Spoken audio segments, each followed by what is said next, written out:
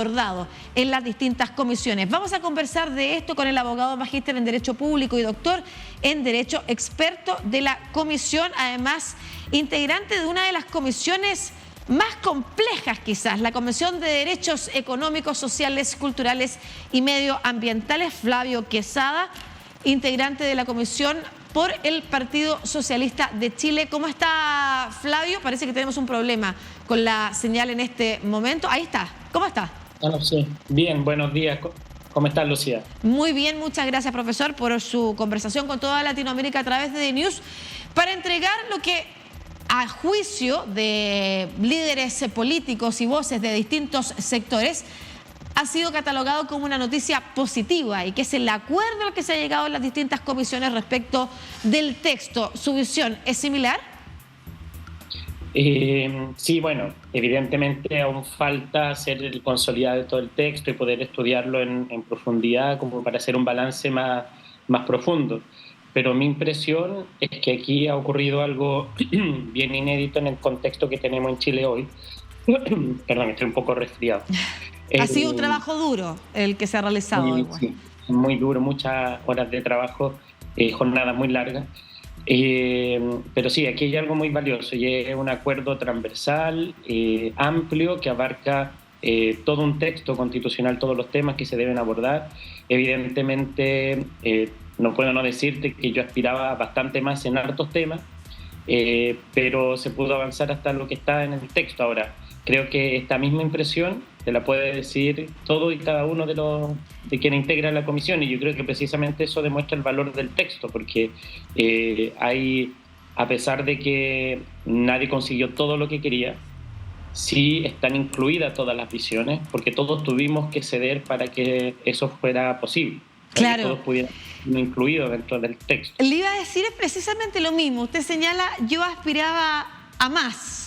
Pero probablemente quienes formaron parte de esta subcomisión, que era la más, digamos, compleja quizás, para darle forma al Estado social, y vamos a conversar de eso, ¿no es cierto? El temor que había sobre que existiera el concepto escrito en el texto, pero que luego, a través de distintos artículos, finalmente terminara bloqueándose, porque en algunos casos, en su propia comisión, que es la Comisión de Derechos, como decíamos, sociales, económicos, era donde se configuraba finalmente esta posibilidad de avanzar hacia un Estado social, y habían desde la contraparte, desde los sectores políticos opositores al suyo, intenciones de avanzar también en el texto con otro articulado, y tampoco fue lo que pudieron conseguir. Entonces, ese punto es interesante y me gustaría que, por ejemplo, lo expresara en una de las materias en las que usted protagonizó la discusión pública, por ejemplo, el derecho a la salud. Sí, mira, un Estado social, como lo dije también varias veces en la subcomisión, no es una fórmula vacía, tiene un contenido. Y ese contenido, a mi juicio, entre otros en materia económica, que hubo algunos cambios que quizás no mucho, consiste en derechos sociales garantizados y derechos laborales robustos, ¿sí? Y en eso fue lo que yo centré principalmente mi trabajo. Actualmente en materia de salud hay un problema grave en nuestro país que tiene en parte fundamento constitucional, porque hay un modelo de salud que distingue entre aseguradoras públicas y privadas, hacia el cual se va el financiamiento y uno puede escoger hacia dónde va. Ese modelo tiene un anclaje constitucional. Entonces, hubo distintas discusiones porque hubo sectores que quisieron mantener ese modelo en el texto, y yo me opuse porque a mi juicio es un modelo incompatible con el Estado social. ¿Y por qué sería a mi juicio incompatible? Porque en la actualidad, más que tú poder escoger a qué sistema te vas, en realidad lo que acontece es lo inverso, porque es un sistema que segrega por género, por capacidad de pago, o sea, por realidad socioeconómica, y creo lo más terrible, segrega sanitariamente, es decir, un sistema de salud, y esto es lo más delirante a mi juicio, un sistema de salud que segrega si es que estás enfermo, te expulsa si es que estás enfermo, si eres mujer no permite que haya solidaridad, y bueno, como tienden a ocupar mayores prestaciones, también las mujeres tienden a segregar a ellas. Esto es el mundo privado. Y aquellos que no pueden pagar, evidentemente no pueden acceder. Entonces, eso no es un Estado social, que el derecho a la salud dependa de capacidad de pago, de tu género o de si está o no claro, enfermo. Ahora, usted mismo lo decía, hay distintas miradas puestas en esta discusión constitucional y decíamos que este acuerdo representaba de alguna manera o se sentían incorporados, interpretados, como también lo ha dicho, por ejemplo, el representante del Partido Comunista. Está presente de alguna forma, como está presente también la otra visión, ¿no es cierto? La suya, la de un Estado social con estas características, por ejemplo, en el espacio del derecho a la salud. Desde otros sectores es importante que el derecho a la salud pueda ser provisto de una manera con tal de que la mayoría de las personas tengan acceso efectivamente, porque a su juicio el Estado no tiene la capacidad para cubrir. Entonces, yo le preguntaba por de qué manera logra articularse en un texto ambas miradas y la posibilidad de que luego, además, que esto es bien importante porque la discusión se daba entre establecer más detalles que de alguna manera configuraban un modelo o dejar la discusión a la democracia en el futuro para establecer los modelos y que en la Constitución solamente existieran los principios. ¿De qué manera, por ejemplo, en ese caso se logra poner un artículo que termine interpretando a todas las partes, recuerdo, de los principios generales?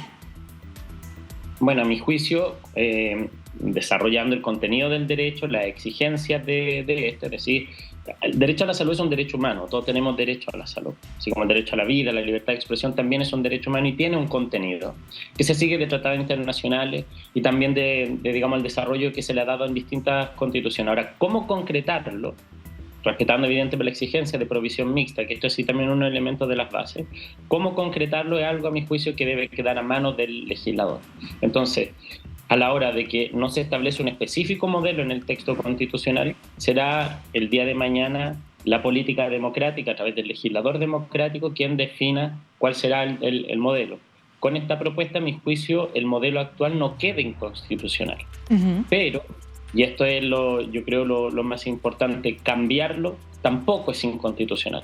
Y esto es importante porque en años anteriores, en otros gobiernos, ayer, si no me equivoco, leí una entrevista del expresidente Lagos sobre la reforma a las ISAPRES. Y al auge en su momento, claro. Y auge en su momento, que pretendía ser una reforma al modelo de salud privada. Y los grandes problemas que tuvo constitucionales para poder hacerlo. Eso creo es un problema la democracia. Nuestra democracia tenemos que abrirla, no debiera centrarse la discusión, por ejemplo, sobre qué modelo de salud queremos tener, en si es constitucional o no, sino en cómo garantiza de mejor manera el derecho a la salud y que la democracia en definitiva sea la que lo determine. Así creo es como podemos avanzar hacia un texto que nos representa a todos, porque aquellos que tienen la visión que es legítima a mi juicio en democracia, de que el modelo actual es un buen modelo, es deseable, que quizá le hacen falta solo algunos ajustes, y quienes creemos que es un mal modelo, que es un mal sistema de salud y que requiere una transformación profunda, también podamos sentirnos representados y incluidos, porque ambas visiones son compatibles dentro de la redacción que hemos acordado. Claro, y de alguna manera también permite efectivamente habilitar la democracia, que es algo que venía constriñéndose a propósito de la Constitución actual, que era ya considerada por diversos sectores de la política como una camisa de fuerza para el debate democrático y que impedía efectivamente avanzar en las demandas de la ciudadanía, terminando por provocar un estallido social después de una década o más de demandas por cambios en los regímenes previsionales, por cambios en los modelos de salud, por cambio precisamente en estas materias que tienen que ver con los derechos sociales. Ahora, las fuerzas políticas están de alguna manera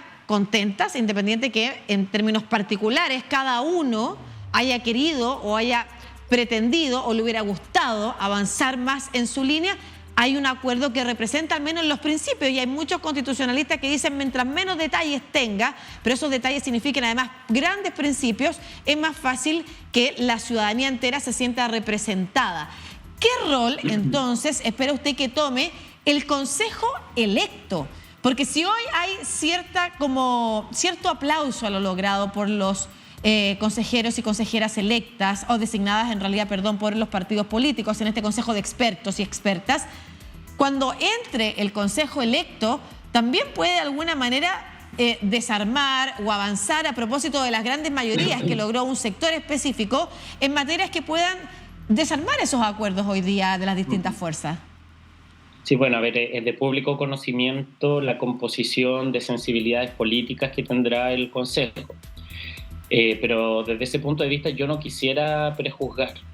Creo y me permito muy humildemente hacerle un llamado a quienes hoy en día van a tener la responsabilidad de representar a la ciudadanía en el Consejo, a que piensen en elaborar un texto que sirva a Chile, no solo para los desafíos de hoy, sino para los desafíos que pueden venir en un futuro. Y para eso me parece fundamental, y es algo que todos en nuestra comisión nos esforzamos permanentemente en mantener, que es alejarnos de la política contingente, porque no se puede redactar un buen texto constitucional condicionado por la política contingente, que evidentemente, no soy ingenuo, impacta también, pero ese debe ser un esfuerzo permanente para de esa manera construir un texto que sea políticamente constitucional. Muchas veces lo he señalado en las conversaciones en nuestra comisión. Chile tiene un texto formalmente constitucional, en el sentido de que lo aplica el Tribunal Constitucional, puede invalidar leyes, etcétera. Se le hacen reformas constitucionales, tiene un quórum mayor. Es formalmente una constitución, pero no es políticamente constitucional, porque no nos constituye políticamente. Hay distintas visiones, entre las cuales me incluyo, que estamos excluidos de ese texto.